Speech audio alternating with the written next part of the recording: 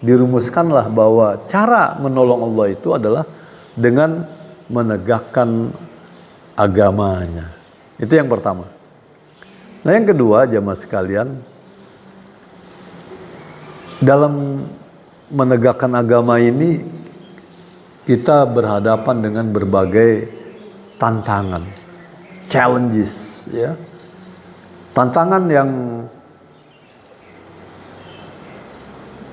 paling dekat dengan kita, apa yang kita sebut dengan tantangan internal. Ini bisa ditambah lagi nih jumlah tantangannya nih ya. Umat ini belum bersatu. Kalau kita mau mengatakan secara dalam bahasa yang lain, kita masih terpecah belah. Jadi kita perhatikan ada 6 ya problem internal kita. Ini paling sedikit ada 6. Tingkat pendidikan umat yang masih rendah, kesejahteraan yang masih timpang, kemudian juga pengangguran, luar biasa nih, pengangguran terdidik banyak sekali nih ya. Kemudian juga tidak memiliki kekuasaan politik, itu harus diakui itu. Umat Islam tidak menguasai negeri ini ya. Nanti kita lihat ayat yang berbicara tentang kekuasaan politik. Kemudian lemahnya penegakan hukum. Ini problem kekuasaan ya. Saya kira sangat telanjang ini penegakan hukum ini ya, kelemahannya.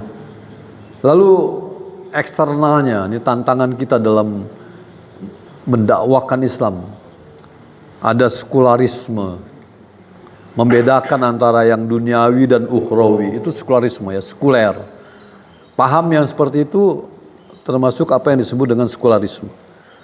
Lalu ada pluralisme, bahwa semua agama itu sama. Jadi bukan soal plural bahwa kita itu bersuku-suku gitu ya, berbangsa-bangsa, itu plural namanya. Tapi pluralisme itu dipahami belakangan adalah sebagai paham bahwa semua agama itu sama. Nah, ini berbahaya. Kemudian juga liberalisme, cara berpikir yang mendewakan kebebasan ya, mengedepankan kebebasan dalam hidup, mementingkan diri sendiri. Lalu yang berikutnya ada kristenisasi. Jadi jangan dikira bahwa kristenisasi itu berhenti, jamaah sekalian. Udah berjalan terus, terutama sasarannya adalah tadi, ketika pendidikan kita rendah, ekonomi kita lemah, pengangguran banyak, lalu misi-misi ini yang bergerak untuk mempengaruhi umat ini berpindah agama. Kemudian yang kelima, yang terakhir, Islamophobia. Islamophobia ini artinya apa nih? Orang yang gak suka sama Islam. Dan bisa datang dari kalangan Islam sendiri. Kalau orang rajin ke masjid, orang rajin ngaji gitu ya, dianggapnya ekstrim nih orang. Radikal ini orang itu. Bahkan orang setingkat, mohon maaf ini kalau saya sebutkan namanya ya, ketika dia mengkritik ibu-ibu,